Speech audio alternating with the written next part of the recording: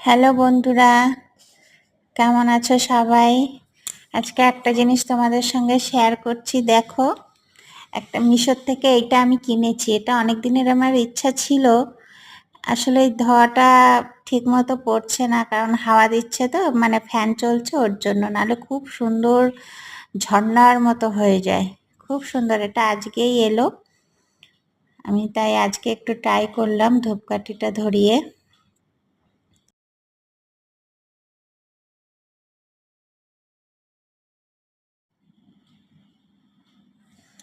তোমাদের কেমন লাগলো এটা বলো।